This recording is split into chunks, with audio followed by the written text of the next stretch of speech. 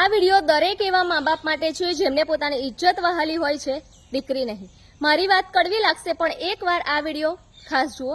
કદાચ મારી વાત તમને તમારી દીકરી વિશે વિચારવા મજબૂર કરી દે છે. ઇજ્જત વધારે વહાલી હોય છે અને આ વાત મેં પુસ્તકમાં નથી વાંચી, મારી આંખે જોઈ છે. મિત્રો, આજે હું એકદમ સીધી વાત કરવાની છું. આ વાત હું કોઈને સંભળાવવા માટે નથી કરતી. આ વાત મેં મારી જિંદગીમાં જોઈ છે, અનુભવી છે.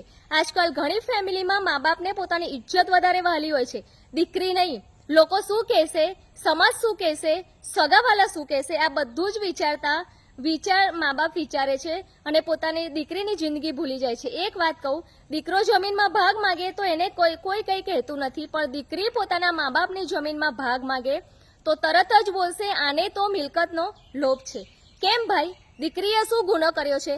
ખાસ કરીને એવી દીકરી જેના છૂટાછેડા થઈ ગયા હોય, જે આજે સિંગલ રહેતી હોય, જેની પાછળ ઊભું રહે એવું કોઈ ના હોય, અને જો પોતાના મા બાપને કહે છે કે મને મારો ભાગ આપો, મારે મારી જિંદગી પોતાના પગ પર જીવવી છે, તો એમાં ખોટું શું છે? એને કોઈના આગળ હાથ ફેલાવવો નથી, કોઈના ઉપકાર પર જીવવું નથી, કોઈની સામે નાનું બનવું નથી. એને બસ એનું જે જોઈએ છે, મા બાપને મારા માટે જે રાખ્યું છે એમાં મારો પણ હિસ્સો છે. પણ ના, એ દીકરી પોતાના હકની વાત કરે એટલે પરિવારને ઇજ્જત યાદ આવી જાય છે. હું એક વાત સ્પષ્ટ કહું, તમારી ઇજ્જત સાચવવા માટે તમારી દીકરીની જિંદગી બગાડશો નહીં. કારણ કે આજે તમે લોકોના ડરથી દીકરીનો હક નહીં આપો તો કાલે એ જે લોકો તમારી દીકરીને સાચવવા નથી આવવાના. તમારે તમારી દીકરીનું જોવું છે કે લોકોનું? આટલી ઉંમરમાં મેં એક વાત સમજી છે, જ્યાં દીકરીની વાત કરતા લોકોની વાત વધારે મહત્વની થઈ જાય ત્યાં દીકરી ખરેખર એકલી પડી જાય છે.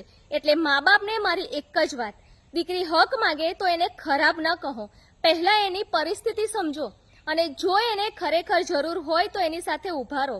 બાકી દુનિયા શું કહેશે, દુનિયાને જે કહેવું છે કહેવા દો. દીકરી તમારી છે, એની જિંદગી પણ તમારી જવાબદારી છે.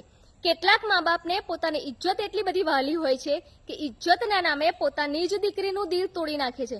દીકરી દૂર થઈ જાય છે, સંબંધ તૂટી જાય છે, છતાં એમને સમજાતું નથી કે દીકરી ખોઈ દીધી છે, ઇજ્જત નથી બચાવી. ખબર નહીં કેવી માનસિકતા છે, પોતાની જ દીકરીના દુઃખને સમજવા તૈયાર નથી. અને હા, મારી વાત કડવી લાગતી હોય તો લાગવા દો, પણ દીકરીનો હક ખાઈને કોઈની ઇજ્જત બચતી નથી. લોકો 2 દિવસ વાત કરશે અને ચૂપ થઈ જશે, પણ જે દીકરી તમે હકથી વંચિત રાખો છો એ આખી જિંદગી એ વાત યાદ રાખશે. એટલે સમય રહેતા નક્કી કરી લો. તમારે લોકોની વાહવાહી જોઈએ છે કે તમારી દીકરીનું ભવિષ્ય? અને છેલ્લે એક વાત કહેવા માંગીશ કે સ્પ્રિંગ હોય છે, એને જેટલી દબાવો છો અને જ્યારે જેટલી છોડો છો એટલી જ સ્પીડમાં એ ડબલ સ્પીડમાં ઉછળશે. બાકી તો તમે સમજદાર છો.